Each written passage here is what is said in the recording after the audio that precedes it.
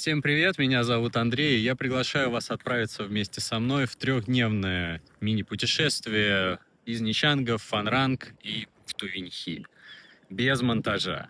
Видео спонсировано моими зрителями и подписчиками. У меня с прошлой поездки два основных мецената, это Дмитрий Дмитриев и инспектор Ютуба. К ним в этот раз присоединился Попович. Спасибо им огромное за то, что дарят нам эти прекрасные путешествия и эти прекрасные видео. Я хотел бы начать прямо здесь. Мы находимся примерно в 40-45 километрах от Нищанга. И я бы хотел показать вам вот это. Честно, когда я увидел на карте, на спутнике впервые вот эти плантации солнечных панелей, я немножечко обалдел от масштаба и от факта, от самого факта наличия чего-то подобного во Вьетнаме. И это не единственная плантация. И то, что мы охватили с вами, это вот не единственная часть этой плантации. Можно ли называть солнечные панели плантацией? Можно. Я разрешаю. Очень масштабно, очень прям грандиозно и очень неожиданно, очень неожиданно. Но, насколько я знаю, по вот соотношению того, сколько энергии дает чистая энергетика и какие-то там ядерные атомные электростанции или ТЭЦ, ну, тепло углем, короче, которые топят, это все просто песчинка, скажем так. Но при этом это есть. И, насколько я понимаю, это государственные проекты. Удивительно. Если вы смотрели прямые эфиры, то вы знаете, куда мы дальше отправимся, в том смысле, что нас с вами сегодня ждет еще один такой яркий представитель чистой энергетики. Но если вы не смотрели прямые эфиры, то для вас это будет сюрпризом. Я тут попутно снимаю таймлапс.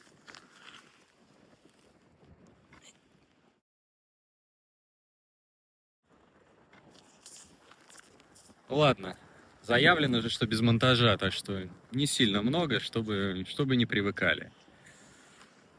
Я здесь уже был, и дальше, буквально отсюда, вот в ту сторону, мы поедем с вами туда, приехали вот оттуда, просто чтобы вы знали. Поедем в ту сторону, и в чем кайф, что вот ровно на вот этом месте, где я стою, заканчивается часть, которую я знаю. И дальше начинается вот мое самое любимое. Это, ехать и не знать, что будет впереди, не знать, что будет за поворотом. Конечно, я был в Фанранге, я знаю, что будет дальше, но обычно, дальше в смысле, куда мы приедем. Но обычно я туда ездил по трассе, которая вот за вот этой горой находится, там идет основная трасса. То, что вы видите за моей спиной трассу, это CT1, платка для автомобилей, байкам туда нельзя. Построили. Короче, они тянут платную дорогу уже, сколько-то лет, не знаю, от Ханоя до Хошимина. И неплохо так продвинулись. То есть от Нищанга до Хошимина долететь можно очень и очень комфортно и быстро, но дороже, конечно. То есть любой слипбас, если вы берете слипбас, то любой слипбас, который едет по платке, он, естественно, дороже. Но по часам там разница типа 6 часов против 9, а то и 11, и 12, даже есть автобус 12 часов идет, 400 километров. Обалдеть можно. Так вот, обычно я ездил по трассе, трасса, которая находится вот там. Вот. То есть я знаю, куда мы едем, но именно здесь я не был. И вот этот будет тот самый та моя любимая часть путешествий, когда ты просто едешь и не знаешь, что будет дальше. Что за поворотом, что там, куда. То есть у меня есть направление. Так, у самурая нету цели, да, есть только путь. И вот, собственно, я знаю направление, я знаю, что мне нужно держаться между вот тут горы. Мы там чуть-чуть дальше выйдем, слева, ну, там не будет моря видно, но там будет как бы просто плоская поверхность. Понятно, что в той стороне море. Ну, мне понятно. И все, надо просто держаться в том направлении, вот туда, и все, двигаться и исследовать, смотреть.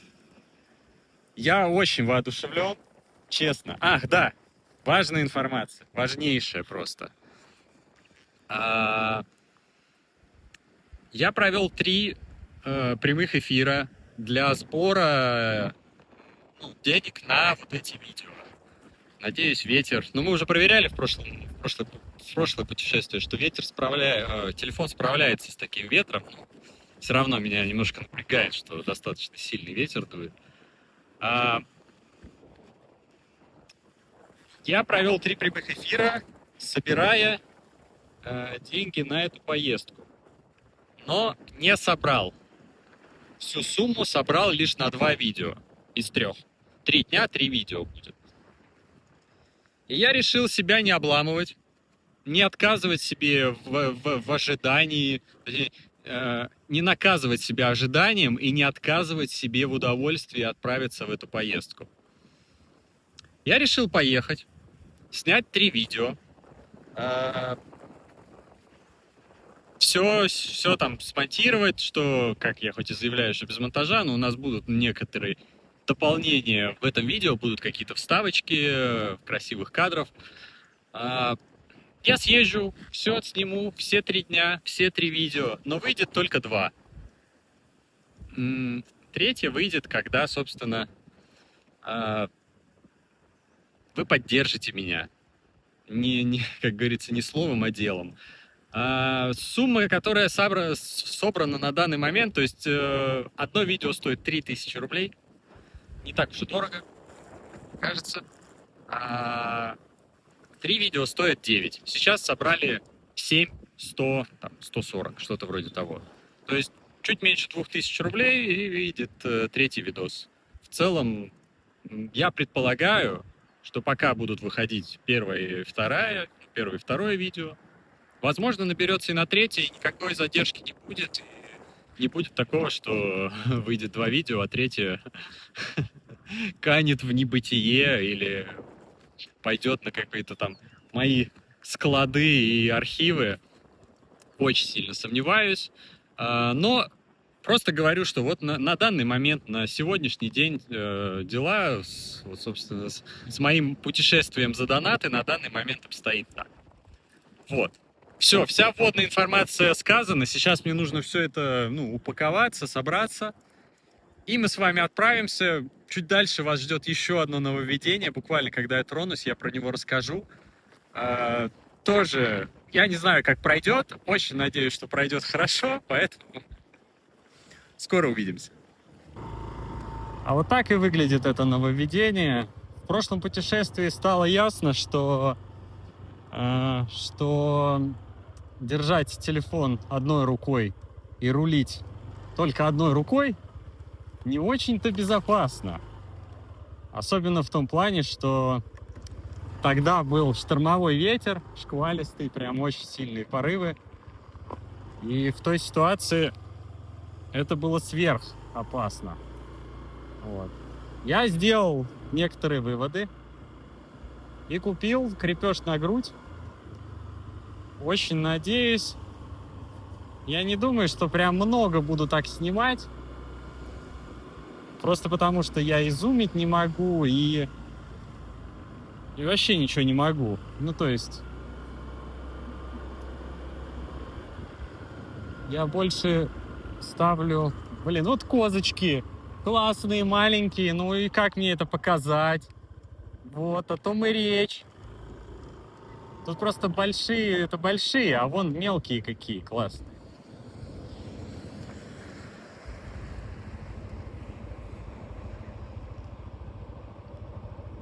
Мне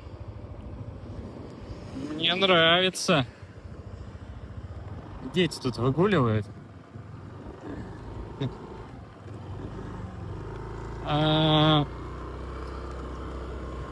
Скорее я это купил, этот крепеж, не для езды на байке, а скорее больше для ходьбы. То есть у меня там был, скажем так, кусочек в джунглях.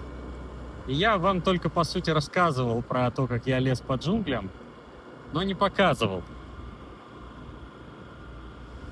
И вот этот крепеж как раз-таки должен дать нам возможность больше мне показывать и меньше рассказывать.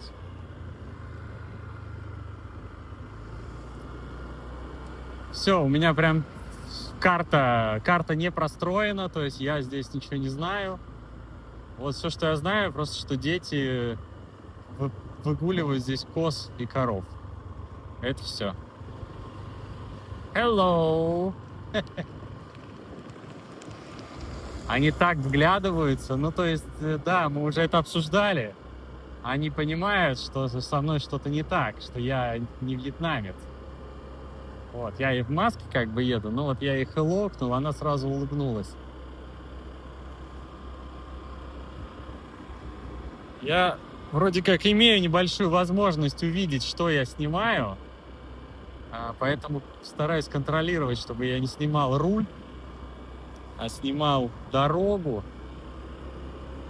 Вот мы вот как отъехали, да, помните, сколько было, и вот оно все тянется. На той стороне от сети 1, от трассы, там тоже есть, грядки плантаций. Можете написать в комментариях, как правильно называется плантация солнечных панелей.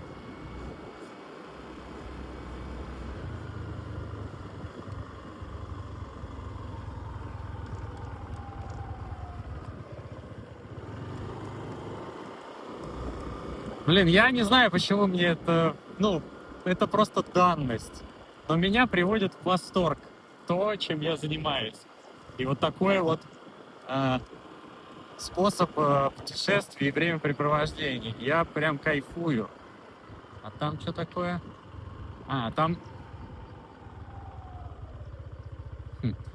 Там просто интересно, потому что это солнечные панели, да, но они... Так, где-то... Но они как бы на крышах. А под ними что?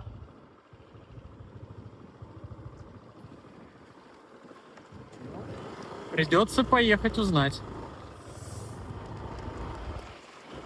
Я, кажется, начинал в прошлом, в самом начале, рассказывать, что я очень воодушевлен, и не закончил, до конца. Потому что идея в том, что я проснулся сегодня с утра и достаточно такой взволнованный был, возможно, даже встревоженный. Как-то так немножко мне было волнительно от происходящего, от того, что и куда я отправляюсь. Но потом я выехал, и вот я, как сказал, до дня от Ничанга я уже отъехал какое-то количество километров, десятков километров. Понятно. Фермы, по-моему, какие-то. Может быть, вот курицы, опять же. Не понимаю. Там вентиляторы, собаки. Да. Звук мне портит. Ух ты ж,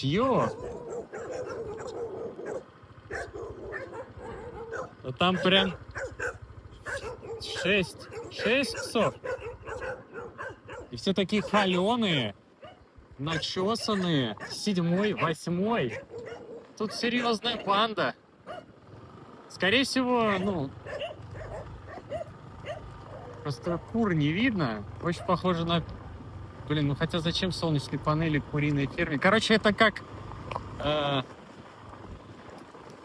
двойное назначение. Да, там, по-моему, вот закрыто, жаль. Вот было бы открыто здесь, я бы заехал. Вообще, с удовольствием. Двойное назначение. То есть они установили солнечную панель, качают энергию. Или скорее наоборот. Они установили фермы. И такие, давайте-ка мы поставим на крыше фермы куриной. Предполагаю, что куриной, очень похоже, но не уверен. Поставим еще сверху Штука-то ракурс имеет свойство потихонечку грустнеть. Ой. Ну, как я и говорил, вряд ли я буду много снимать, потому что, ну, за рулем как бы возиться с этим, знаете, проще тогда уж в руке держать. Так, я знаю, что нам прямо, но, ну, вы же понимаете, такой манящий поворот. Смотрите, он такой раз. Во-первых, асфальт хороший. Во-вторых, коров. А в-третьих, там в конце, наверное, видно, не видно, туннель. Ну как, такая, скажем, арка под трассой. Hello! И вот я хочу взглянуть. Тут еще мост. Блин, кайфово. Вот знаете, сейчас я точно понимаю, что я не зря всем этим занимаюсь. И дело даже, ну, контент, конечно, я понимаю, что для вас это, ну, первостепенно. То есть, если не контент, то вы это не увидите. Но мы с вами должны понимать, что если у меня нету такого заряда интереса это делать, то я и не поеду никуда, и видео не выйдет. Какая-то деревенька малых народностей, судя по всему. Детский сад. Ну, по цвету больница, но такая маленькая. Неужели это реально больница такая?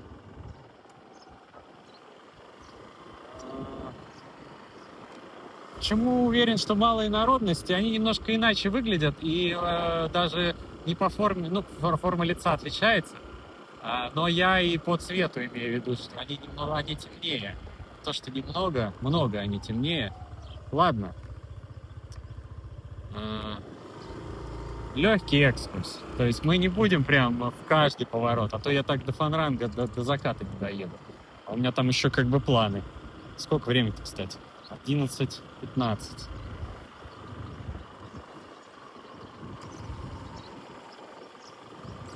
Давайте сейчас вот увижу, вот идет там навстречу девочка, если она прям очень похожа на наружность малых народностей, я попробую вам это показать. Ну, похоже вроде бы, но я не уверен. Не уверен, увидите ли вы. Не сильно, она просто загорелая.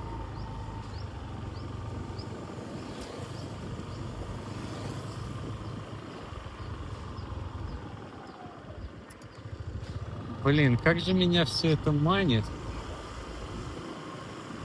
Просто правда, мне надо сегодня доехать туда, там посетить еще 2, как минимум, места, еще заселиться. Еще в идеале бы заселиться до того, как посещать там места эти, просто чтобы вещи скинуть. Так что немножечко... Ну вот, они меня уже помнят, можно прям перед ними остановиться. Я думаю, они будут рады. Давай прям вот так вот. Hello. Испугались. И они прям испугались.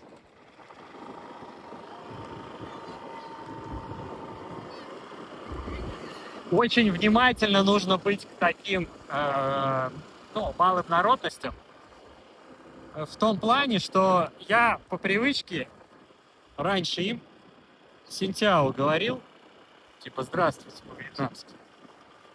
И привет. А бывает так, что представители малых народностей не говорят на вьетнамском языке. Поэтому, как бы это дико не звучало, но в таких ситуациях лучше реально hello сказать. Я даже маску специально спустил, я думал, что они наоборот воодушевятся, но они увидели, что я к ним еду, и вот, ну, вы все видели, они убежали с дороги. Вот здесь... Они просто бьют, как это, все мои наработки портят. Там было занавешено, не было видно, что внутри, и казалось, что внутри что-то есть. И там, скорее всего, есть действительно какой-то загон. Но здесь, я надеюсь, видно, здесь ничего, просто солнечные панели на сваях. Возможно, это на потом, на будущее какие-то заготовки. Хрен его знает. Но по итогу, получается, это солнечные панели на сваях. Ну, вряд ли это, делать такое, как бы, помещение под ними просто не для ничего. Вот прям не верю. Просто пока что там ничего.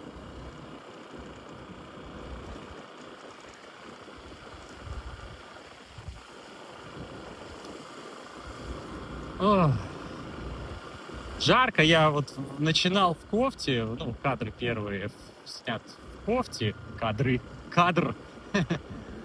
А сейчас я уже скинул ее вот в совсем этой легкой кофточке остался. Манит меня поворот направо, ну ладно, хватит поворотов направо. Я представляю, что нам все-таки налево. Примерно есть понимание.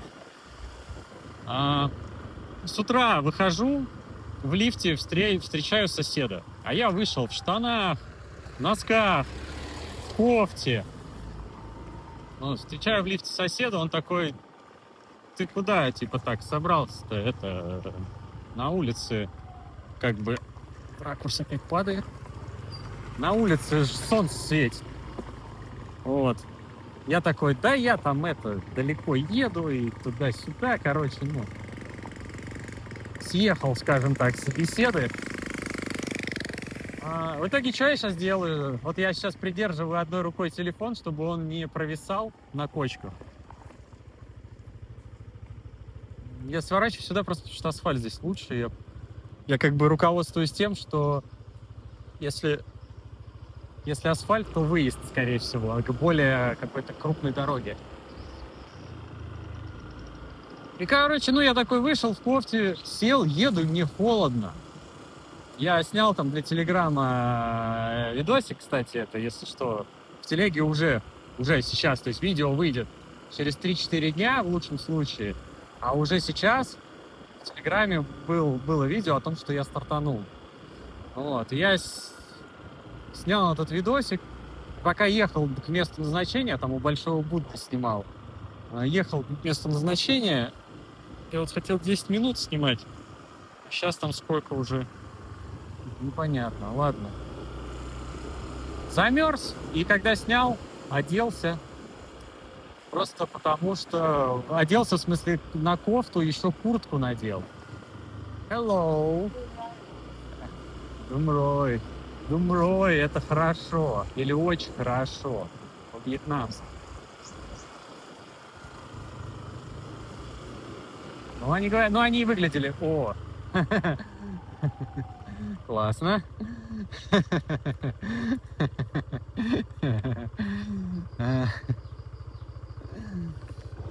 Ладно.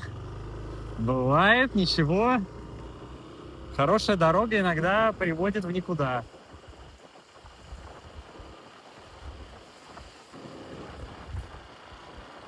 Меня, вот я думал о том, как бы создать команд, показывают.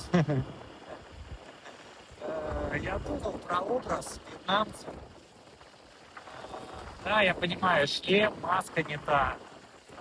Ну, очки. Вьетнамцы, кстати, даже в full face в шлеме иногда ездят. Я больше всего понимаю, что меня выдает байк. Потому что вот эти две модели, Yamaha FX и Honda PCX, они являются, наверное, самые, конкретно в Чанге, самые популярные и востребованные модели скутеров для иностранцев, для русскоговорящих. И как бы я ни пытался создавать внешний образ вьетнамца, байк выдает все равно. Я даже кофр снял. Он меня заколебал, на самом деле, надоел. Он большой, от него руль как бы ходуном ходит немножко. Ну, там есть такая особенность, что аэродинамика не предназначена. Блин, кому рассказывают, зачем рассказывают? Ну, короче.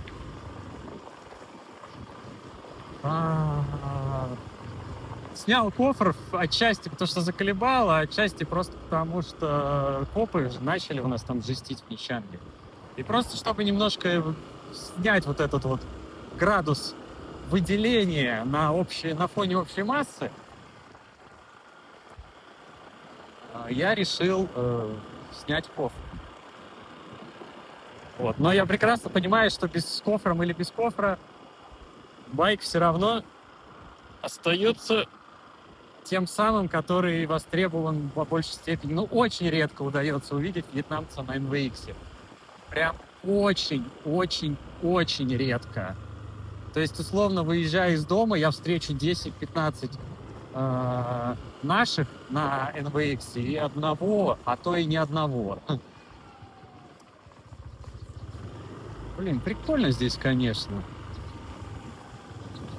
Но я, с одной стороны, понимаю, что у меня можно тут снимать-то вообще, как бы я же ничем не ограничен. То есть у меня основное, ну, я сначала такой, час надо видео, чтобы за час уложиться. А потом, а чё я такой, а чё вдруг час? Да и 1,5, да хоть 2. У нас же такой формат, такая концепция. Если в данный момент, здесь и сейчас, реальность мне настолько интересна и привлекательна, что я хочу вам ее показывать, ну, значит, будем снимать. Я просто все вернулся к мысли о том, что оп-оп-оп. Вот это единственная причина. Но, скорее всего, кочки, когда кончатся, если кончится, то и падение камеры кончится.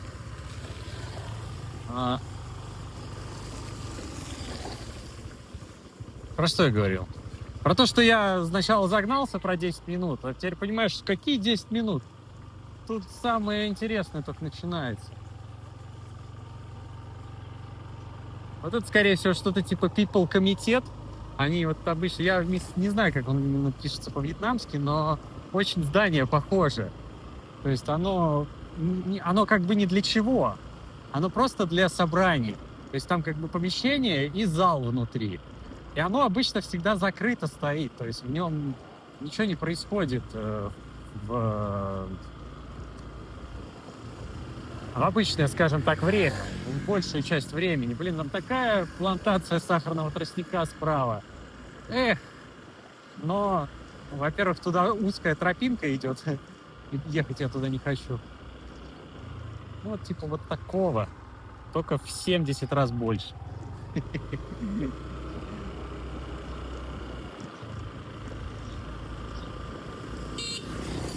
Тут как раз ребята повезли. Правда, не очень было похоже на сахарный тростник. У него обычно стебли такие черные и разделены такими перпендикулярными черточками. То есть, типа, там, каждые, не знаю, 10-15 сантиметров такая отсечка. Вот, это выглядело иначе. Возможно, это не... возможно, это не сахарный тростник. То есть, вообще, я, так скажем, так себе ботаник. И если близко не подойти, я могу и кукурузу с сахарным тростником перепутать. Если когда нету этого кабачка, плода, самого початка, вот, умное слово. Если початка не видно, то непонятно вообще, что это. Я сегодня, вчера я там себе кадры снимал. Да вот они, что я же вставляю эти кадры в это видео.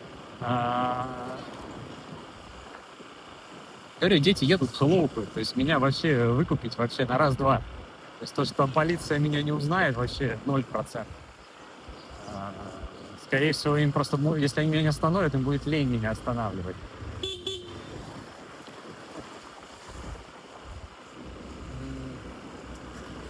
Короче, снимал. Вот я думаю, что вот эти кадры, которые вы видели, или сейчас все еще видите, это кукуруза. Типа она еще не выросла. Но почему-то хочется верить, что я хоть немножко, но понимаю.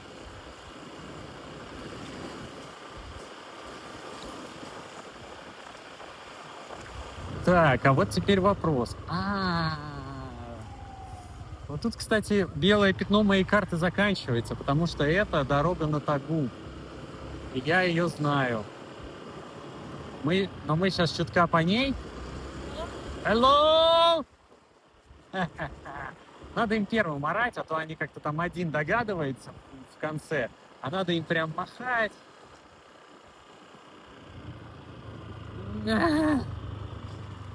Нам не сюда, но просто я хочу сюда.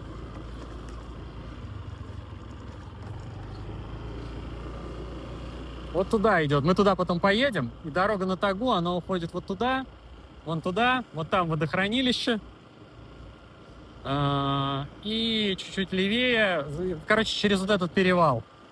И туда. Тагу — это водопад.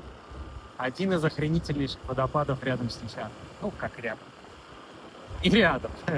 Рядом это Бако. А Тагу... О, контент. Сушат рисовая бумага, по-моему, это. И дикие... Фокус. И ошалевший. Синтяо. Кто-то рад, кто-то не рад тому, что его снимают. По-моему, это рисовая бумага. То есть здесь производство рисовой бумаги. Сколько в итоге мы снимаем? Уже, 22 минуты.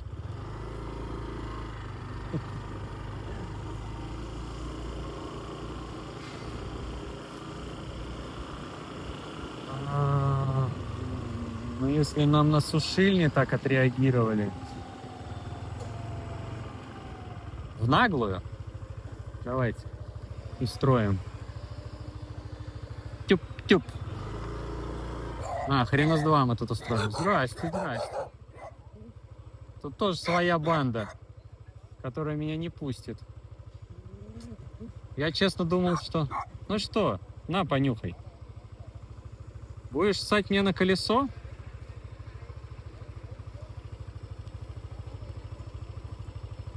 Hello. Ладно, я дерзну, несмотря ни на что. Ладно, это...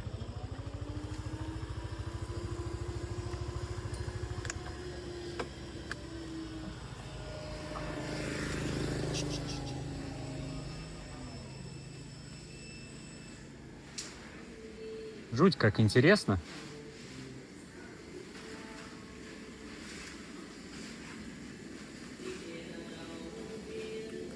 Ciao.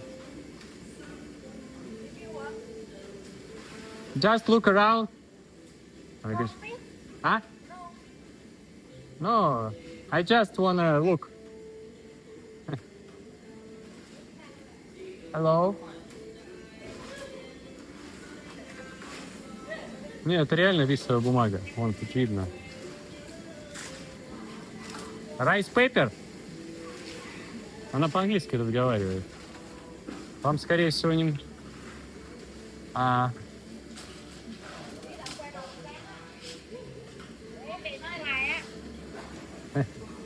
Hello. Не, они все довольны тем, что я зашел. Can I walk? Thank you.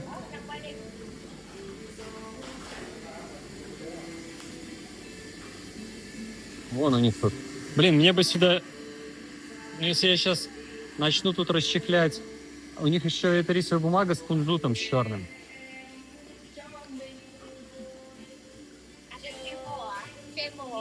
Travel, yeah.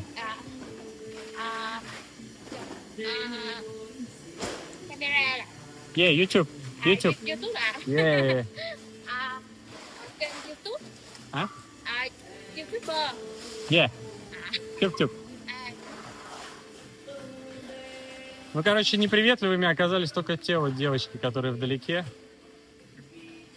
И остальные... Все остальные очень и очень мне рады. Класс. Я доволен. Окей, come on. Thank you. Bye. Bye. Thank you.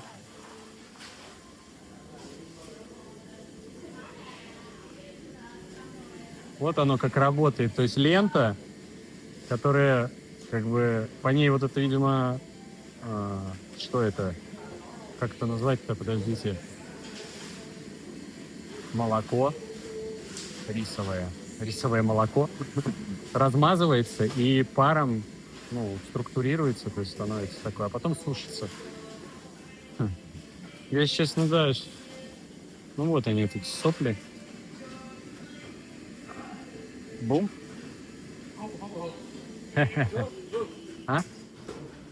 Yeah, okay. I'm sorry. Yes. Yeah.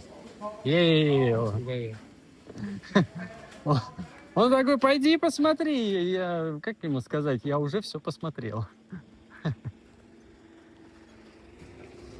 Вот видите, как оно? Сначала думаешь, что... Кстати, из тех двух девочек в начале только одна была неприветливая. Она сказала «ну», а вторая начала махать. Я просто не знаю, снял я это или нет. Потому что я там что-то зумил, пытался показать покрупнее. Вот, а вторая, наоборот, то есть начала махать «привет» передавать в камеру. То есть она видела, что я ее снимаю. Вот такая история. А теперь вот я, знаете, немножко себе, скажем так, цены набью. Ну, в смысле, не денежной, а, скажем так, внутренней и эмоционально-ментальной. Вот кто бы вам такое вообще показал? Вот кто бы вообще сюда бы свернул? Кто бы сюда вообще бы поехал? Вот.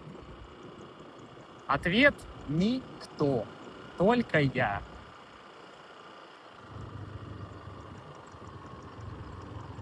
Не знаю, что я сюда еду.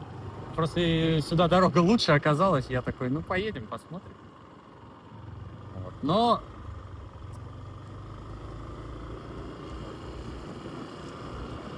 наверное, все-таки мы сейчас, когда еще чуть-чуть... Так, ладно. Ладно. Наверное, мы все-таки... Я сейчас доеду чуть-чуть вперед, доеду до съезда с вот этой трассы, которую я, ну, дороги, которые я как бы знаю. Чуть-чуть проедем и все, на этом закончим вот эту часть, потому что это может длиться бесконечно. Но если вам окей, я готов заморочиться, подключить пауэрбанк и снимать вам 8-часовые поездки. То есть просто крепить камеру. Блин, надо только будет сделать что-то с тем, чтобы она была все-таки закреплена. Крепить камеру, ехать и вот в прямом эфире просто все рассказывать вот так нон-стопом. Причем, видите, самое интересное, оно именно вот когда сворачиваешь. Я почему не люблю это делать? Не то, что на камеру, а вообще по жизни. Потому что ты едешь по дороге. Это, знаете, как разница между тем, что ездить на транспорте, на том же байке, и ходить пешком.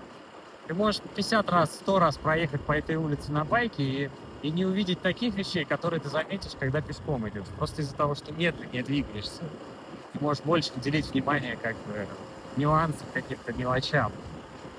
И здесь то же самое. Едешь по основной трассе, вот проезжаешь такой, да, что тут, да, рисовые поля, там чуть дальше сейчас лотосовая будет, ну, не плантация, как это назвать-то.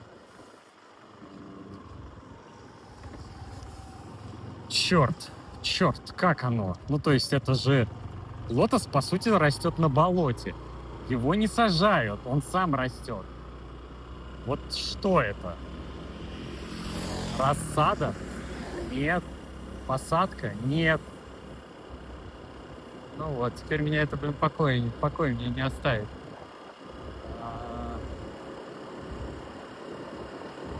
Короче, площадь с лотосами, блин. Ну, площадь, в смысле, area, территория. Я не знаю, да, окей, пруд, вот, окей, есть, найдено правильное слово. Пруд это. Пруд или болото, да, с лотосами. Не знаю, если конкретно будут ли сейчас лотосы, сейчас в сезон, не сезон, я не знаю. Но я все равно остановлюсь, вам я его покажу. Хотя бы просто сами лопухи. А если до основной части там, блин, лезть надо. Но с дороги тоже видно, сейчас чуть дальше.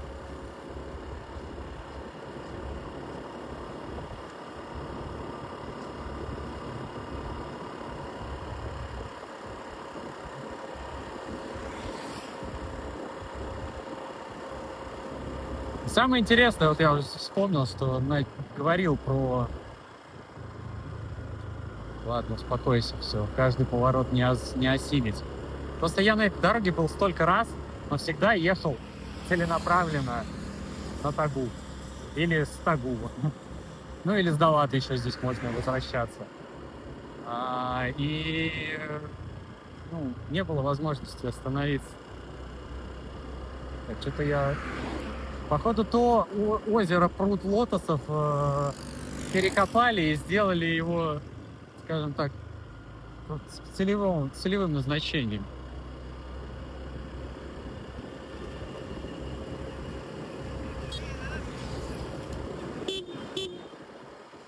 Насколько я помню, нам налево. Я очень надеюсь, что тут хорошая дорога.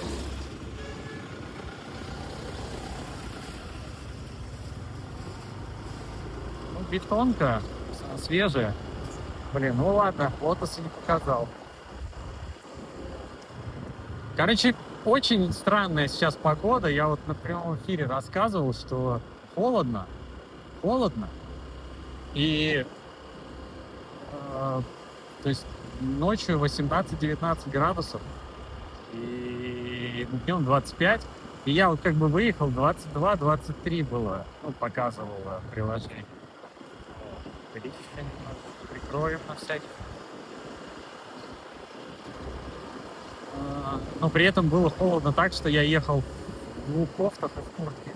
И вот до солнечных панелей. Потом я вот сел, поел, у меня была еда, да, рис с собой, я его не показал, я просто... Короче, я был голодный, поздний завтрак, я начал с еды, а потом уже начал видеть, продолжил как бы съемкой видео.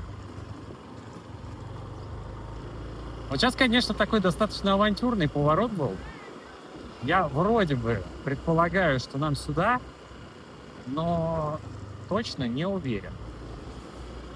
И это вот точно не уверен может как бы аукнуться тем, что придется возвращаться.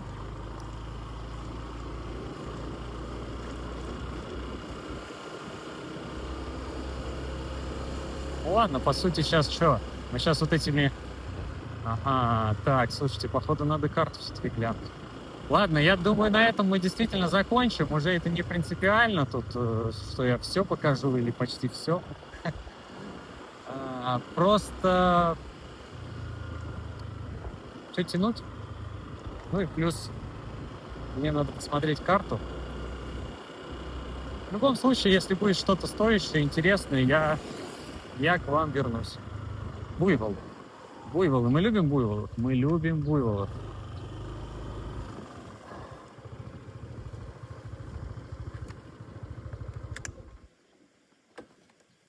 Вроде привязаны. Но они людей не боятся, потому что, ну, они же все-таки эти... Как их назвать-то? Все слова повылетали из башки. Не домашние, как они? Скот. Вот ехал, в итоге нашел место, где можно показать озеро лотосов.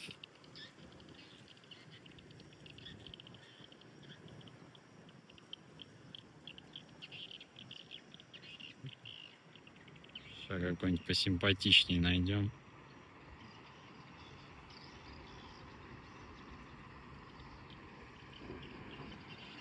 Вот, как я и говорил, в принципе, болото.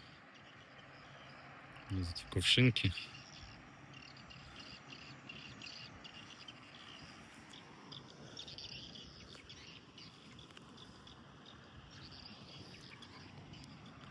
Вот, а тут это разработка. Ну, трасса уже построена, так что это не для трассы. Это, скорее всего, добыча камня идет. Какой-то породы вот полным ходом.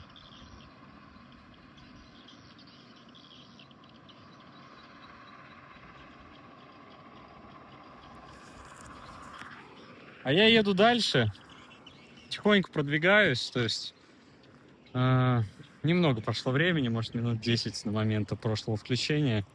Там просто такие вот дороги, то есть надо прям сверяться часто с картой на всякий случай, чтобы не ехать вот как было, да, что приезжаешь и ничего, в тупик приезжаешь. Ну, в общем, двигаюсь. В целом все ровно, единственное, жарко. Прям, хоть и едешь, все равно плавит, прям нормально. Ну, такова моя доля.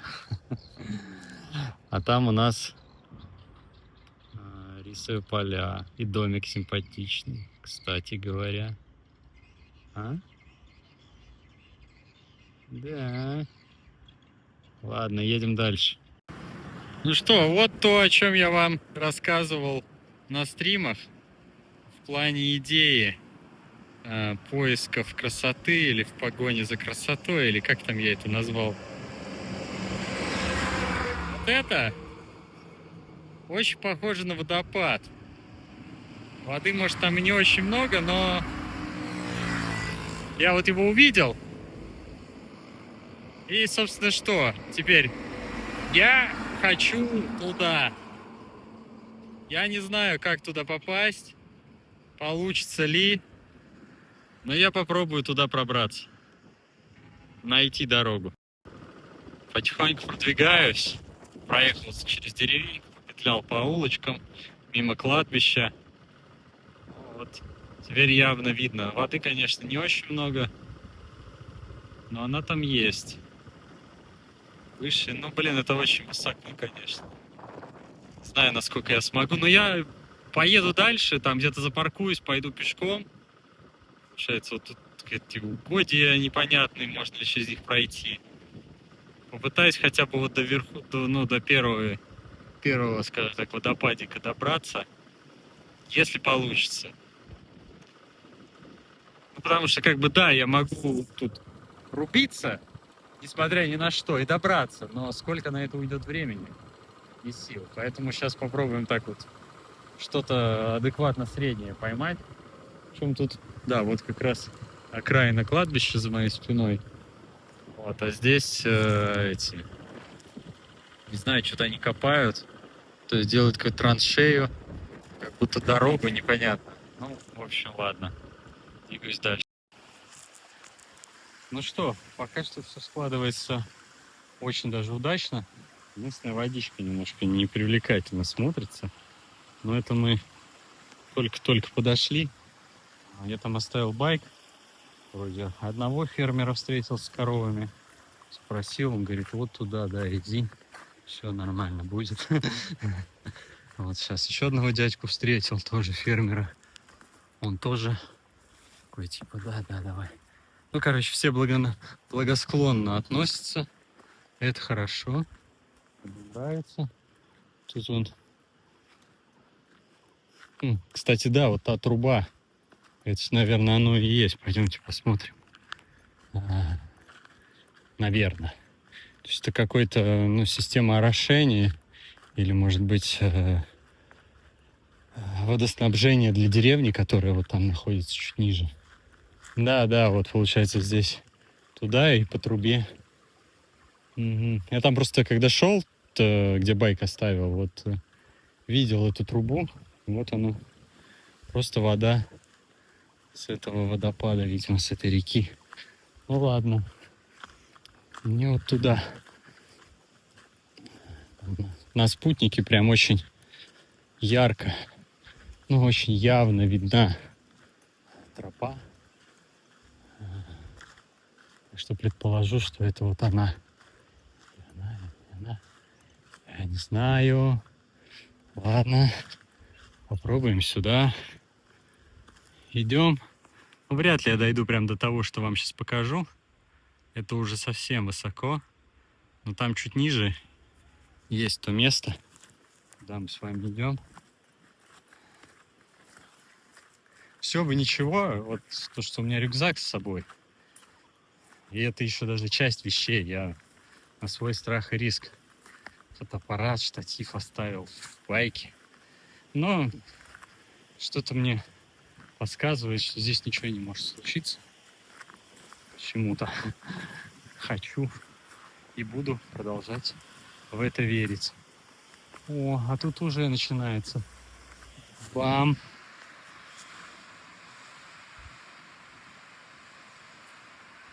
Уже водопадики. Вот. Ну и даже так.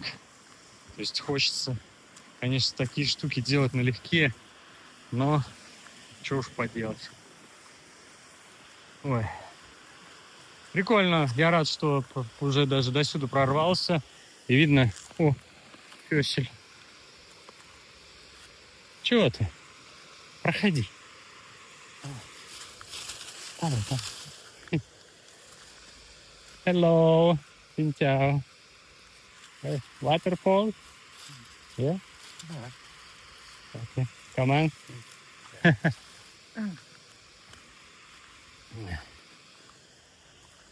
Непонятно, если до этого первый фермер был с коровами, второй с тюком, то ли сено, ну мешок он какой-то нес такой здоровый.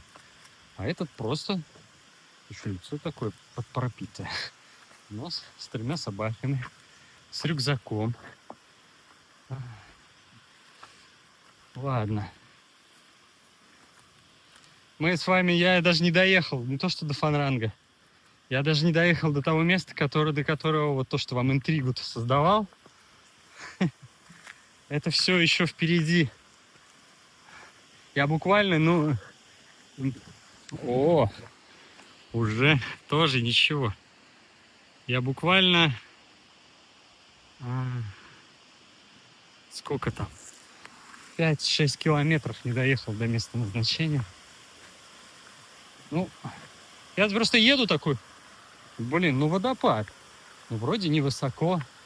Вроде чуть-чуть, но можно там как-то поднапрячься и таки добраться.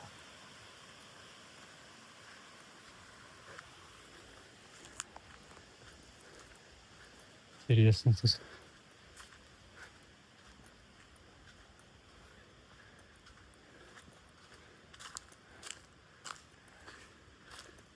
Вот тропа.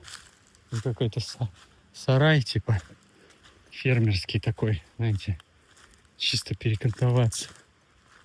Ну, непонятно, туда вот тропа уходит, сюда тропа уходит. Я, наверное, ближе к воде пойду, потому что, судя по этим деревьям, это плантации. Манго, что ли? Нет, не манго. Вот это на манго похоже, на какое-то супер огромное дерево. Может, и не манго. Вот. То есть, учитывая, что это деревья плантаций, не знаю каких, но точно плантаций, туда наверх это, видимо, по плантации. А вот здесь вот вроде проглядывается тропа. Так, высохший ручей. Шум воды, да, оттуда. Ну ладно, идем, там узнаем. Ага, ну это вот, видимо, да, то место, на которое я смотрел. В смысле, чуть ранее, то, что вам показывал.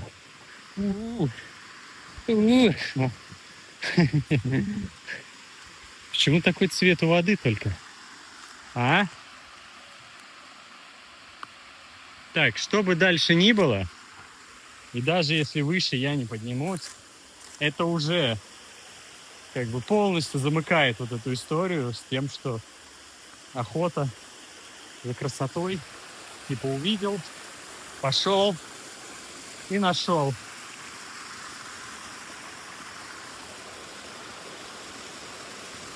Так вода вроде чистая выглядит.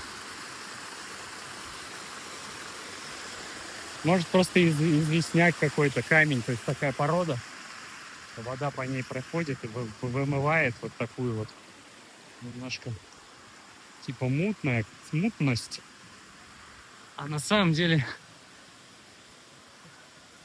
просто такая, короче, типа благородная мутность. Блин. Слушайте, ну тут надолго. Ладно, я, в общем, сейчас без камеры чутка еще пройду. Если что-то найду, то включусь, покажу. Да, в общем, пробираюсь. Тяжело, конечно, не знаю, куда идти. Вроде видишь какую-то тропу, двигаешься.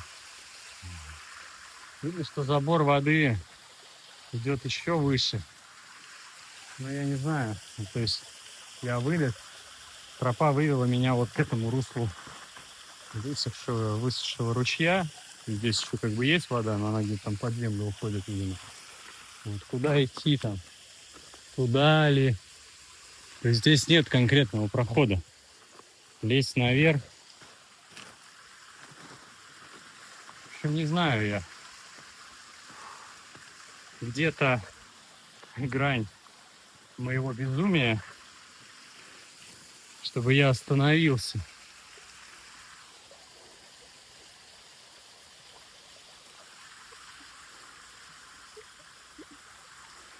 Ладно, еще чуть-чуть и все. Ну, если там не найдется явная тропа или явный водопад, то пойду обратно. Как бы, да, тут круто полазить, но еще целый день впереди.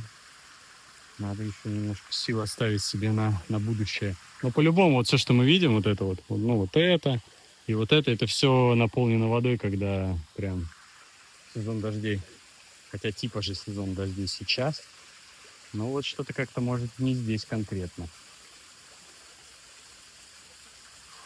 Мы же уехали от Нищанги, это только в Нищанге сезон дождей зимой. Может, тут как бы нужно летом лазить, и тогда встретится что-то такое бурное и полноводное. Ладно, буду двигаться дальше. Хотел было сдаться, открыл карту, посмотрел, вроде бы совсем недалеко. Решил, ну раз уж купил, надо воспользоваться, показать вам этот ракурс от первого лица. Посмотрим, что из этого выйдет. Ну, я тут, конечно, оставляю так силы, как будто это последняя точка назначения. В любом случае, ну,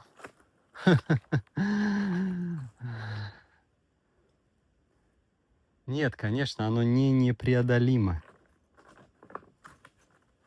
Но как там у Таноса было? Ценой чего?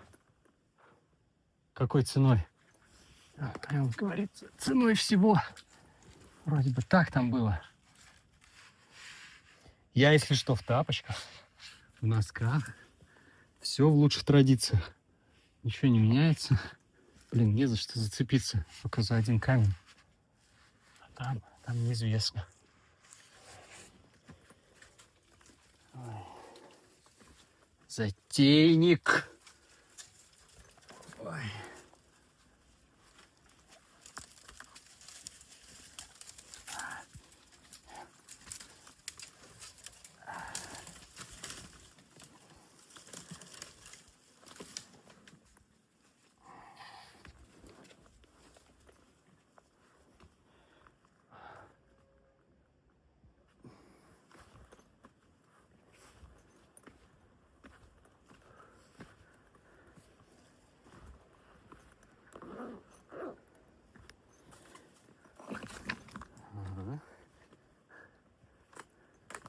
А слева, кстати, ведет вот та самая плантация. Те самые деревья, которые... Сейчас покажу. Слушайте, ну если там плантация, так там и тропа должна быть. А я все отмахнулся тогда от нее. Поперся вдоль воды. Там была тропа в начале, вот когда я снял вот этот, ну, такой, пока что на данный момент, самое симпатичное место. Синтяо! Люди внушают, как-то наличие людей внушает какое-то доверие, что то я хоть немножко, но двигаюсь в правильную сторону. Вы же не померещитесь.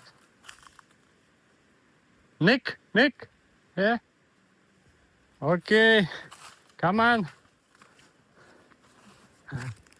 on. Да, там вон тропа. Видимо, показать вам бабулю. Давайте покажу. Ну, а чего бы нет. Синтяо. Окей. Come on. Какая она прикольная. И вода все ближе и ближе. Ладно, только ради бабули вот этой. Тропу видишь.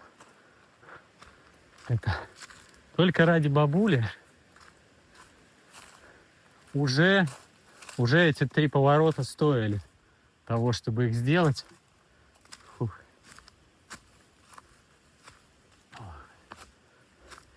Единственный момент, я планировал вернуться той же дорогой, вот, но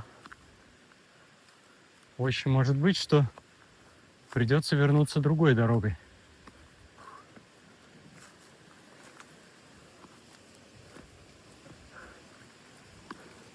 А я ее не знаю.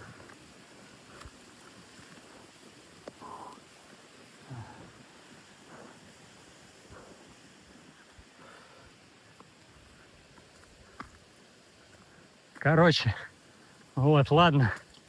Это можно считать победой, потому что я вам тогда показывал... Ладно, в первом кадре было место чуть-чуть выше, а потом я показывал вот это место. Вот это. Что там снимаю? И я до него дошел. Да. Здесь, конечно, нету никакой. Ну, по идее, наверное, где-то здесь ванна. Ванна-то должна быть. Так, ладно. Тропа направо уходит. И я туда не хочу. Потому что тропа ведет выше. А я все. Я закончил. Я хочу вот на вот этот камень. Блин, он так-то уклонистый. Ну, всем, кто сильно боится, могу сказать первое. Если вы видите это видео, значит, все в порядке. Значит, я вернулся, все выложил, смонтировал, опубликовал. А второе, ну, если что случится, я хотя бы запишу это. Буду там валяться. Вон там. Со сломанными ногами. И думать, какой контент. Если что, я стебусь, я нагнетаю по приколу. Тут, если что, я не знаю, камера, наверное, не передает. Здесь обрыв. Не знаю, метров 5-6, может быть, 7, не знаю. Вот. Скорее всего, за этими кустами есть какая-то ванна. Я сейчас спущусь чуть ниже, попробую вот как бы завернуть. Ну вот, я оттуда пришел. Завернуть. Я просто тут стою, руками размахиваю, и потом вспоминаю, что вы же не факт, что видите все, что я показываю. Но маленький чекин. Хотя какого черта? Это, блин, огромный чекин. Видите, просторы.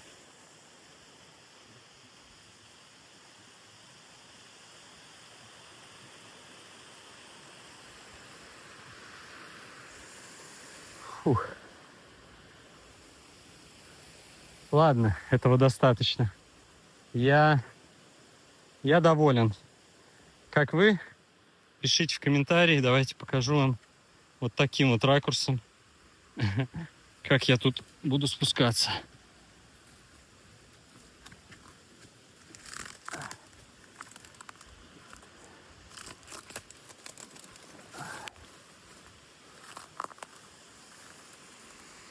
Это не папайя, дерево похоже, но нет. Вот эти деревья, вот. Листья немножко похожи на папайю. Но вот, а тропа туда уходит. Так, ладно. Я буду спускаться. Мне надо поставить метку просто этого водопада себе на карту. И если я найду внизу ванну, это вот, ну, у этого водопада, то сниму ее. Если нет, то увидимся уже. Сейчас скажу, где. Ну, примерно где-то там. Цивилизации. Я потихоньку спускаюсь. Мы с вами были вот тут. А можно пробраться, возвращается вот сюда и прямо вот сюда. Ну, я предполагаю. Ну, это когда-нибудь в следующий раз. Фу, иду тут. Есть подозрение, что я в самом начале свернул максимально не туда. Что вот сейчас я вот как раз плантация очень похожа на то, что я тогда видел в самом начале. И вот я спускаюсь прям по тропе. Думаю, скоро достаточно уже вернусь. Да, оказалось вообще все значительно проще, чем я пошел изначально. Тот вот водопадик, который вот мы здесь с вами шли, вот оттуда изначально. И там вот первый водопад, который я такой, типа, вау, нашел направо. Вот это он меня ошибочно поманил на ту сторону. Вот. Где там они что-то слышат? Где-то, короче, тут есть крутое резвительное место. Где-то вот они вот там вот играются, вон там какая-то ванна. Видимо, это там происходит. Вот. Короче, получается, открыт новый водопад. Хотите экскурсии? Ссылки в описании. Пишите, звоните. Не, я не шучу. То есть в целом, если кому-то такое интересно, то вот, пожалуйста, готовое направление сходить. Ну тут да, я вот заметил вот это известь в воде, то есть где-то вот где, пересохшие русла ручьев, видно, что камни такие покрыты таким налетом. То есть это, видимо, где-то все-таки в камнях, в породе, где-то там в воде выше. То есть с этим ничего не поделать. Вот. Но я не думаю, что с этой водой что-то не так. Ну что вот резвящиеся дети в этой воде вот там как бы намекают. Вот. Ну и плюс эту воду забирают туда, в деревню, по вот этим трубам, виадукам. Так что, кому интересно, пишите. В Телеграме там можете мне написать. И самая прелесть в том, что здесь никого нету. В плане, это вам не Бахо.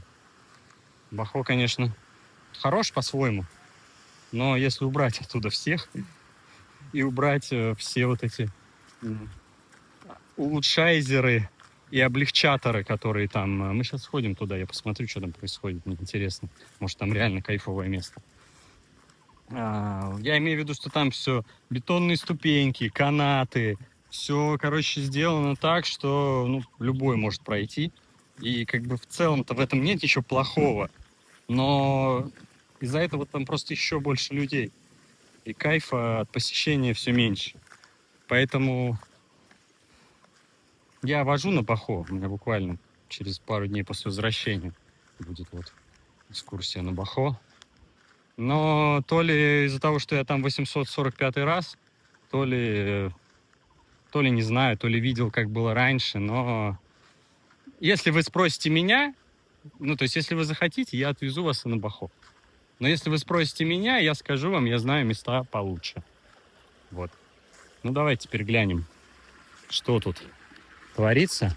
Здесь прям построено, ясно, типа заводь, чтобы вот как раз эту воду забирать. Кстати, да, я не знаю, заметили вы, нет, наверное, заметили. Это вот херобора, которая, собственно, и дает нам эти кадры от первого лица. Так, вопрос с орущими детьми до сих пор остается открытым. Они просто, где-то между тем местом и этим, где-то они вот там. Вот, то есть я спустился, а их здесь нету. Вот их вещи, рюкзаки, обувь. А их нет. Ладно, я не собираюсь прям ходить их искать, но будем знать, что там есть какое-то такое местечко, которое облюбовали местные.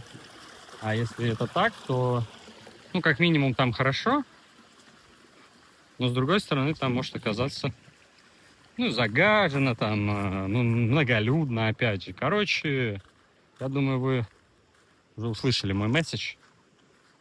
Многолюдно, в смысле, для фермерской плантации многолюдно. А что такое? Такой нос по ветру, такой обнюхал. Все, давай. Ладно, я буду спускаться, я, в общем, затягиваю. Зачем это надо? У нас еще столько всего впереди. Буду топать до байка и двигаться к следующей локации. А если это так, то, как минимум там хорошо. Но с другой стороны, там может оказаться...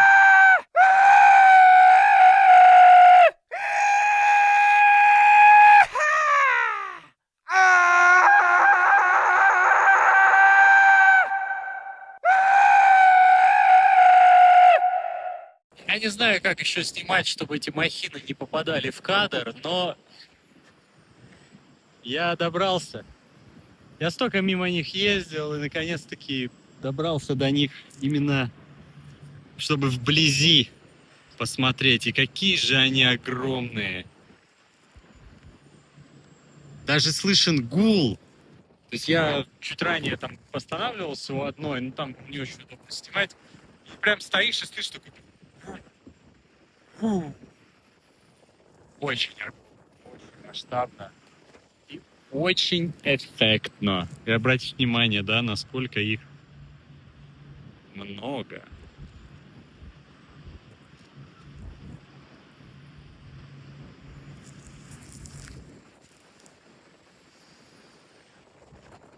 Да, вот, да. 56-я. Остановлена. И я думал, что стоит. Там, наверное, не знаю, не видно. А нет, видно. Там вон машины, короче, служба какая-то, типа сервис, видимо, обслуживание какое-то. Поэтому она остановлена, и, видимо, в ней работы какие-то ведутся. А остальные просто крутят и крутят. Это, как я и говорил, вот второй представитель чистой энергетики. Ну, вообще, ну и во Вьетнаме в частности. Причем это я увидел уже достаточно давно. Мимо ехал, такой думаю, ничего себе, здесь еще есть. Потом еще солнечные панели добавились. И... Я вот ехал, сейчас уезжал и в ту сторону смотрел, видите, это в сторону Ничанга. И что-то там подзатянуто как-то не было. Прям я аж переживал, я когда с горы спускался вот оттуда, ну вот с этого водопада, думал, блин, как бы меня не накрыло. Но она, походу, туда идет, Ничанг, пусть туда и идет. Вот, а получается, причем так, знаете, я не знаю, где, вот на какой показывать, на этой хорошо видно, да, видите, такой градиент, типа зеленый. То есть я предположил, что это что-то вроде, ну, такая, как бы, метафора на рисовый колос, что они как бы всходят с земли. Чистая энергетика, все дела. Блин, о, привет. Тебе кого? Есть? Что поесть? А то я есть хочу. Завтрак уже провалился с этими лавками. Я уже все. Я хочу есть. Вот, кстати, дядька, я все смотрел, пока доставал камеру там туда-сюда. Чем он занят? Ну, так все из того, что я знаю о рисе, так рис не сажают. Возможно, это и не рис. Но я не знаю, что он делает. Ваши догадки в комментариях.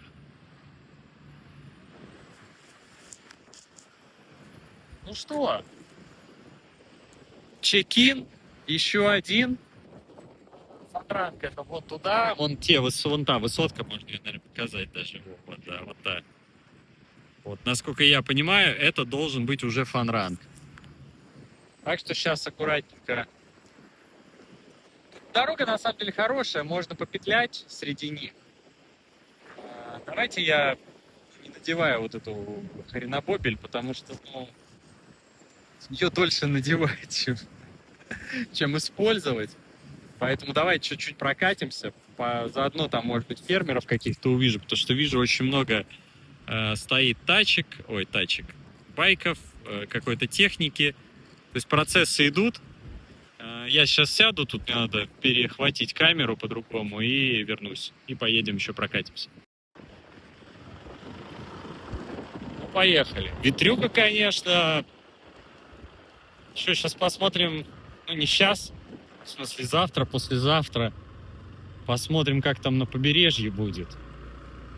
Очень не хотелось бы, чтобы было, как было. Как когда-то было. В той поездке на самую восточную точку. Опять же, кстати, если кто не смотрел, настоятельно рекомендую. Получилось охренительно, как по мне. Те, кто посмотрели, говорят, тоже класс. Так.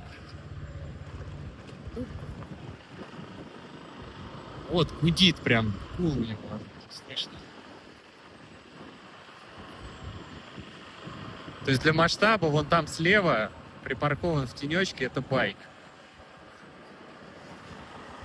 Ладно, вот со справа еще один байк будет. Давайте я могу сюда заехать.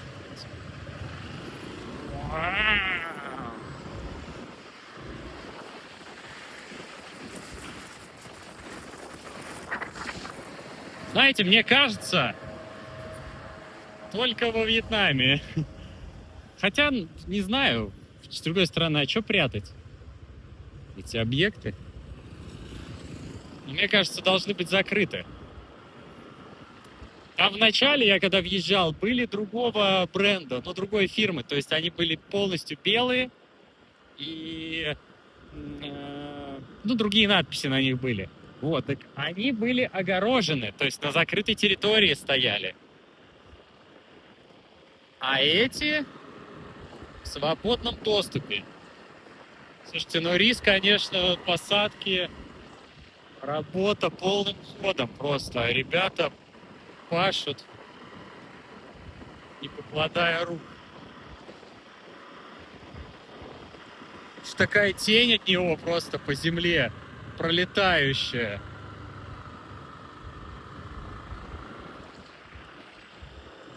Не знаю, очень такие прям грандиозные вещи, эти постройки, ветряки, ветряные мельницы. Что это? Электрогенераторы. Пишите название в комментариях.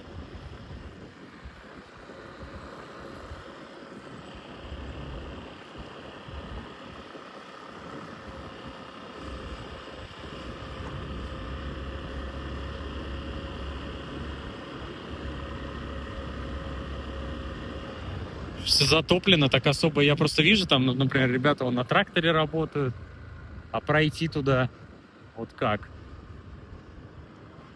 Хотя вот он стоит как раз-таки на виадуке. Ну, на вот этом, который как раз-таки траншея для воды, акведук. Вот этот. Значит, и я могу по нему туда. Жаль не проехать, но пройти могу. Давайте сейчас я тут распаркуюсь и прогуляемся туда. Так, я подошел. Ветер был такой, что там в одном месте я шел по краю, и меня чуть в воду не скинуло.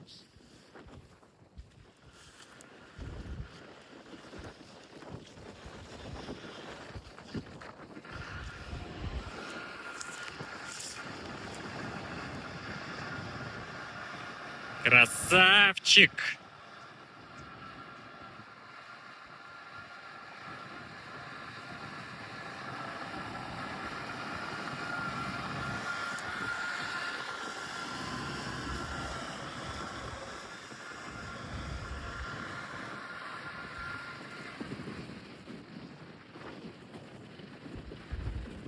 Опа! Вот это я не ожидал. Брат, а я так не могу. Я рассчитывал, ты здесь будешь ездить. Взял, уехал просто и все. Ладно. А, вот еще один.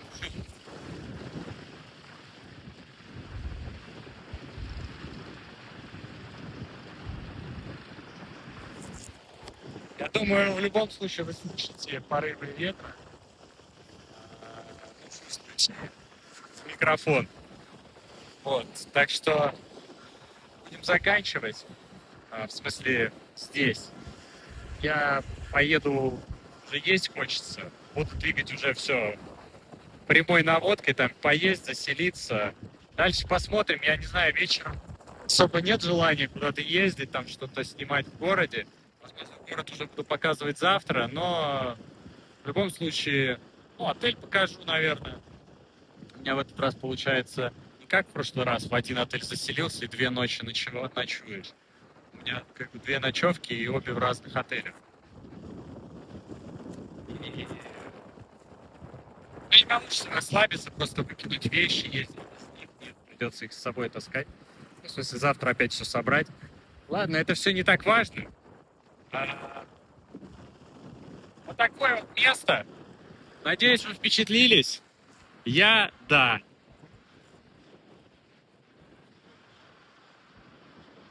Как по мне, очень и очень. Байк такой.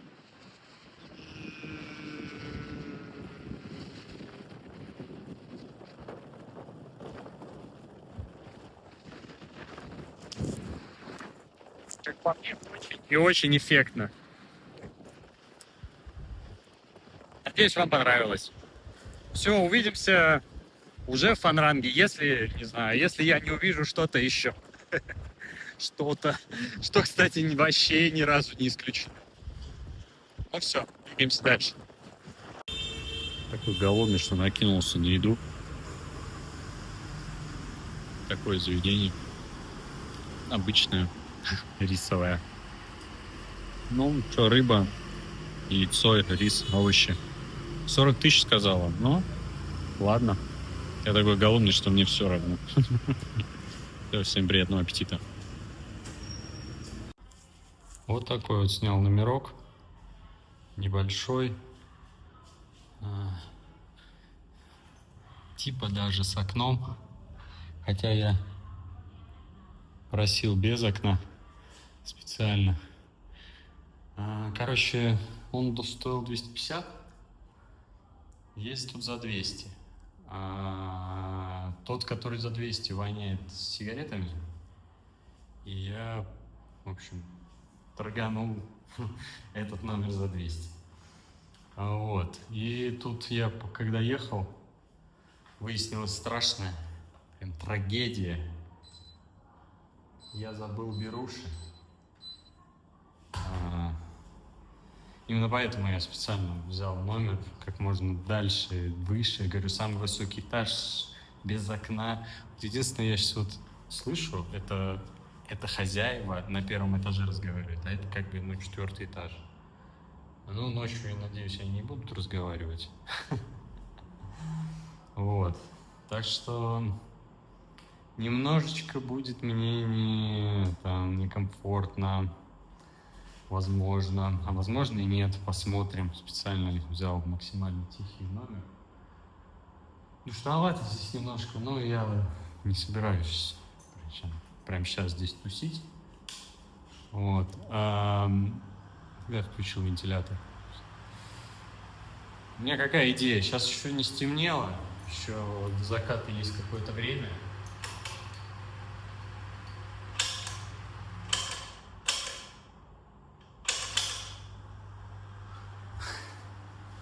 Не знаю, зачем я прям в моменте это все делаю. Как будто бы вот она жизнь, я разбираюсь с вентилятором.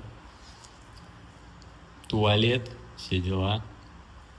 Душ, горячая вода есть. Короче, сейчас пока не стемнело, думаю, еще катнуть немножко, свозить вас на набережную. Там не то чтобы набережная, там, по идее, пляж, не знаю, может, за эти года я был на набережной этого города последний раз, по-моему, в 18 или 19 году. Кто его знает, все могло и поменяться. Так что сейчас на набережную, потом еще на площадь хочу съездить. Если есть такая площадь большая, ну, там просто монументы какие-то, флаг висит, можно там посмотреть. Ну, и там посмотрим, не знаю, будем считать, что мой рабочий день — это вот световой день. Как только закат, я сразу все заканчиваю. Все, погнали. Я все не был на последнем этаже, думал, что здесь вдруг есть выход на крышу, ну, предполагал, типа, руфтоп, там, не знаю, хоть что-нибудь. Оказалось, нет, это вот этот этаж, он последний, и все, выше не подняться. К сожалению. Ладно, все, поехали. Вот и набережная. Кто-то вон даже купается. Хотя, ну что я, просто я не купаюсь сейчас, поэтому. Все он в каких-то, я вот не знаю, что это такое. Скорее всего, какие-то рыбацкие. Возможно, ну, то есть это плот с фонариками. Наверное, там что-то привязано. Но их прям очень много, и в Ничанге такого нет. Я что-то прям даже теряюсь. Сказать сейчас. Так, ну а тут вот, собственно, я вот отель, он, ну, не этот, но за ним там метров 500 буквально. И вот уже набережная. Особо здесь делать нечего. Хотя вот вроде как будто бы вот в ту сторону типа можно прогуляться. Но у меня, мягко говоря, нет на это времени. Это раз. А два, я что-то уже на сегодня нагулялся. Но, слушайте, конечно, атмосферка такая вот, ну, совсем иная. В том плане, что не Нищан. То есть туристов нет.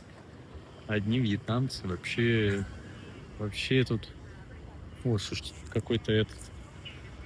Сейчас покажу. Как он? Шведский стол, что ли, они тут готовят. Он прям...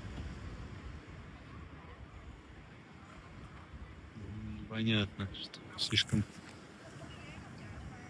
много чуваков в высоченных шляпах, вот этих, как и колпаках. Вот, а завтра, так, навскидочку вам просто, мы с вами поедем вон туда. Ну, то есть по итогу. Бухта Виньхи находится вот за вот этими горами. То есть ее отсюда даже не видно. Она вот там где-то где-то там будет перевал. В общем, нас ждет не менее интересный день. Хотя там получается... Ладно, давайте поехали, короче, на площадь. Я потом поболтаю с вами о том, что у нас там где получается. Наверное, даже болтать не буду. Просто увидите по факту завтра. И все. Просто я для себя планировал еще на сегодня кое-что, но я не успел. Ну, я пока ехал, пока вся вот это вот все, что вы видели, из-за этого уже поздновато. Вот, так что это, скорее всего, будет на завтра. Так что там все немножко так подсдвинулось, и поэтому я даже не знаю теперь, что, где, как мы там успеем в рамках завтрашнего дня, а что в рамках послезавтрашнего дня. Короче, я не умею. Увидимся на площади. Чуть-чуть не доехал до площади, увидел озеро. Или пруд, я не знаю, что это. Такой облагороженный. Ну, понятно, что все по-вьетнамски в плане разрешено сюда на байке заезжать, но только что там пара пожилая на велосипедах проезжала, люди прогуливаются, рыбаки рыбачат. Короче, классное место. Я камеру включил? Я предполагаю, что мы можем кружочек дать по этому озеру вокруг. И сейчас мы это с вами проверим. Оно еще и туда уходит в виде канала какого-то. Ладно, я думал, у меня эта мысль появилась, думал ее на площади рассказывать, но что бы не сейчас. Фан Рэнг очень такое специфическое, знаете, ощущение создает. То есть у него есть как бы центр города, мы до него даже еще не доехали. Я просто, бывал там, и там плотная застройка, движуха прям. Телефонная будка. Какая-то лаунж. Что там написано? Tea and food. Знаем мы ваш ти. Я больше не ведусь на вьетнамский чай, потому что они... Там все что угодно, только не чай. То есть для них чай с молоком, чай со льдом, чай с какими-то желешками и шариками. Это все чай. Вон тоже ти и кофе. Вот. А для меня чай это немножко другое. Вы знаете. Короче, я не умею, я говорил. Собственно, относительно готовиться к закату. И уже солнце-то низко. Скорее всего, тут будет какой-то движ закатный. Но тут у озера, знаете, как у... Дед, смотри на дорогу. Он просто едет вот, ну, козырек вниз и вообще не смотрит. У меня есть подозрение, что я пошел против шерсти, но я видел, как люди выезжали с другой стороны. Ну, то есть, знаете, здесь типа по часовой надо двигаться. Хотя я и поехал по часовой. Ну все правильно. Ну, если правостороннее движение, то типа направо. Но тут и туда, короче, двигается, неважно. Да, вот об этом я говорил. Вот, стульчики, столики. Скорее всего, солнце... В течение получаса, скорее всего, здесь все наполнится людьми. Предполагаю. Так вот, у Фанранга есть центр. Есть... ну, там, где все. Вся движуха. То есть я предполагаю, что это был основной город раньше. А вот здесь, вот от побережья и вот все, где мы сейчас с вами ездим, это все какие-то бывшие, вероятно, рисовые плантации. И их сейчас все, ну, реконструировали, подзастроили. Но подзастроили очень так, ну, свободно. Очень большие пространства. Очень, ну, то есть, это, знаете, как два разных населенных пункта ощущение создается.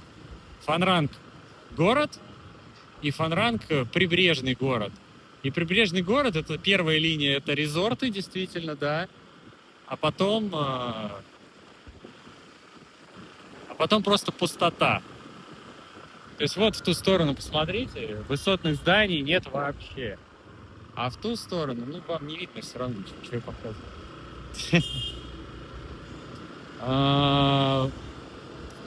И вот это такое ощущение было, когда я здесь был, вот сколько там, 6-7 лет назад, и оно не меняется. Кстати, вот впереди рынок. Надо бы мне передние колодочки проверить. Тут они как-то странно себя ведут. Не то, что не тормозят, они тормозят, просто какими-то рывками. Это, видимо, вечерний рынок. Потихоньку расчехляется. Ночной. Ну, типа ночной. Так вот, еще тогда такое ощущение у меня... Ладно, не поеду дальше. Просто площадь буквально рядом. Зачем там тыркаться?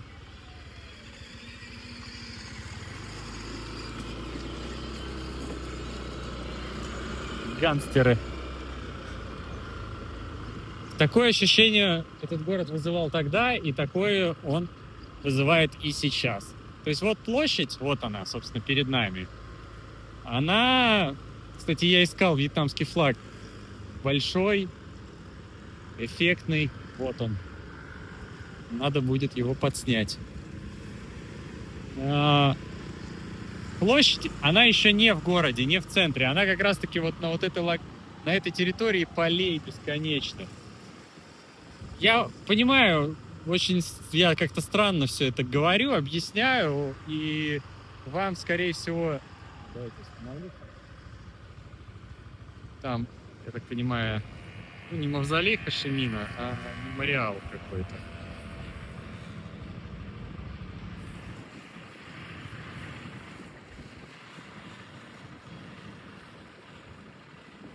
Да, хорошо, хороший флаг, хороший флаг. Ой, не в ту сторону, извините. А здесь...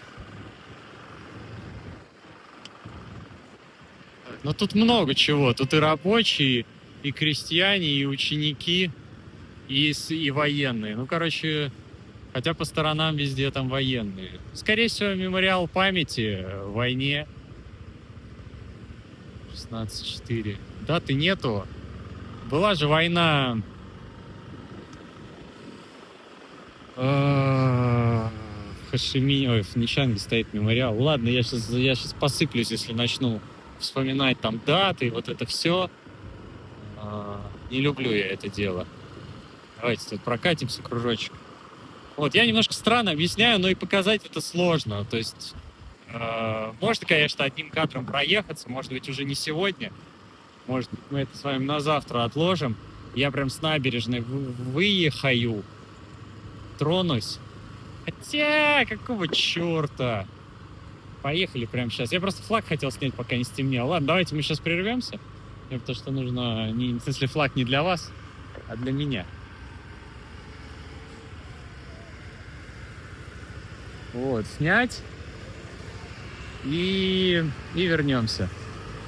И дальше прокатимся туда, в сторону центра. Ну, просто, я думаю, я смогу это показать, хотя площадь уже очень близко к центру. То есть вот то, что я там проехал, там пустота, очень много пустоты. Вот. Пустые пространства огромные между домами, много чего не заселено. А туда все кардинально изменится. И скоро я вам это покажу.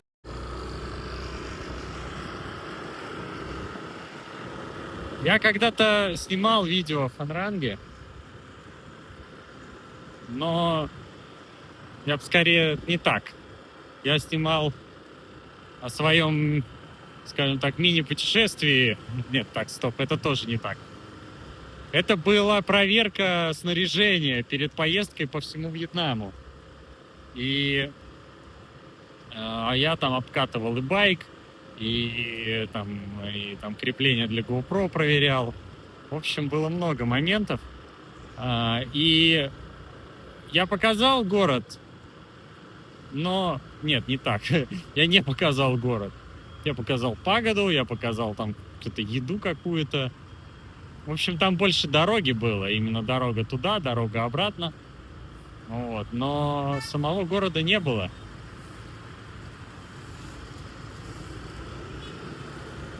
Ну вот сейчас я бы сказал, да, уже все изменилось. Плотность застройки. Но мы едем по главной, как бы, ну такая вот это от центральной главной площади получается вот эта главная дорога. Она самая вот украшенная такая. Куча административных каких-то зданий по бокам. И вот сейчас уже плотность застройки значительно увеличилась. И мы сейчас доедем, там будет еще какой-то сквер и река, если я ничего не путаю. И вот там уже прям начнется классический Вьетнам. Ну, то есть классический, плотно застроенный город.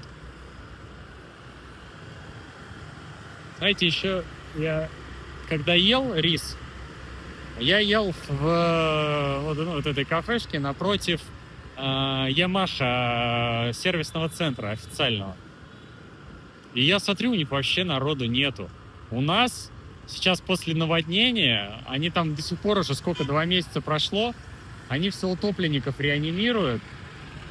И поэтому запись очень и очень, у иностранцев, очень и очень как бы надо на заранее, короче, на день, на 2 байк оставлять как минимум. Здесь у них вообще никого не было. Я такой даже подумал, может, к ним сюда пригнать, оставить байк. Только, а что я без байка тогда буду делать? Что я вам буду показывать? Там, конечно, пагода рядом. Мне не то, чтобы там надо что-то сильно проверить, но чуть-чуть надо. Можно было бы загнать и отправиться на пагоду, она там досягаемости в пешей.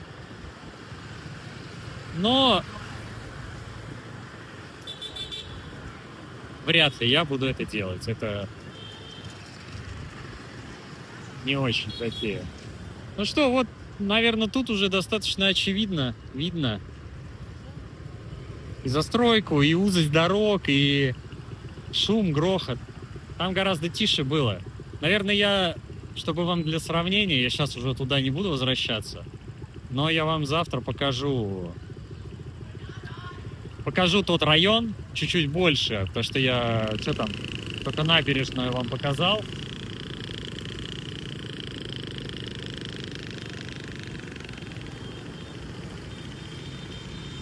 Давайте вот у этой пагоды закончим. Такой тут еще свет классный.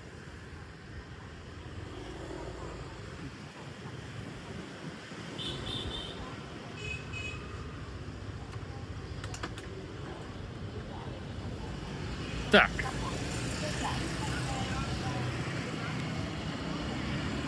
Предзакатное солнце.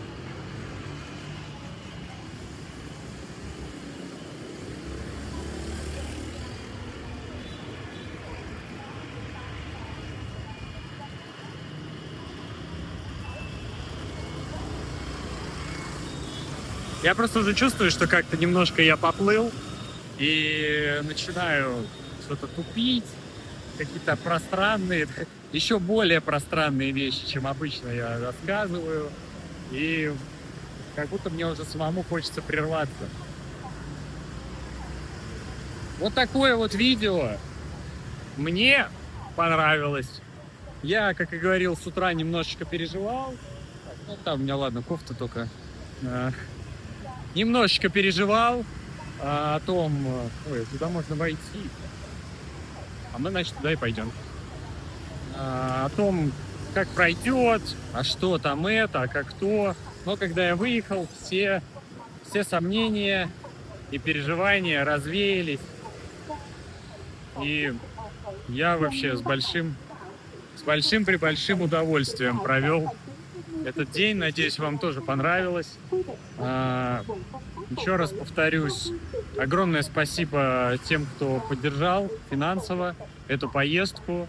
Вам огромная благодарность за то, что вы как бы дарите это мне и вам в том числе, нам всем. Вот. Так что инспектор Ютуба Дмитрий Дмитриев и Попович,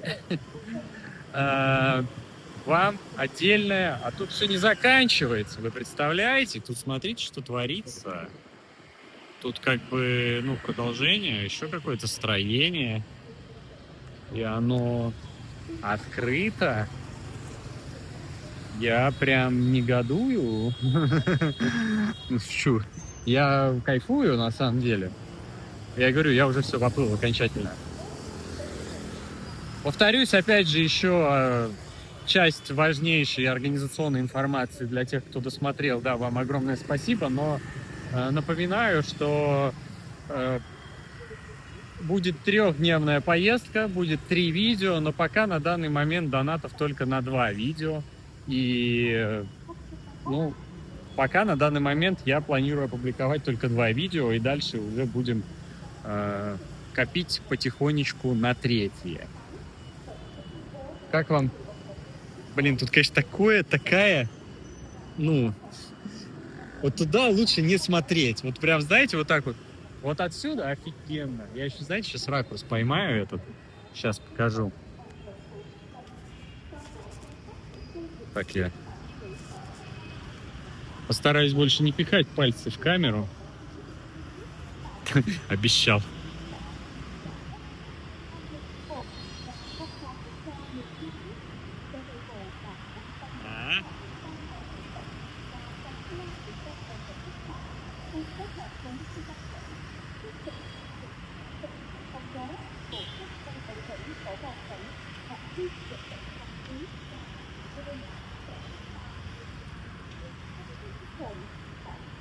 Красотень. Вот. Так что, если вдруг здесь будете гулять, супер. Очень много скамеечек. Вниз не смотрите. Так что, все. Всех поблагодарил. Насчет 3-го видео сказал. Скорее всего, пауза между 1-й и 2-й частью будет в районе 5 дней, наверное. Я не могу ручаться, но предполагаю. Блин, жаль, тут не выйти. Прям можно было бы к байку выйти. Замечательно. Вот. Для меня завтрашний день начинается завтра. Ну, а с вами я увижусь в следующем видео. Так что еще раз, как обычно, ну, мы же по 8 раз прощаемся. Так что еще раз всем огромное спасибо и всем пока.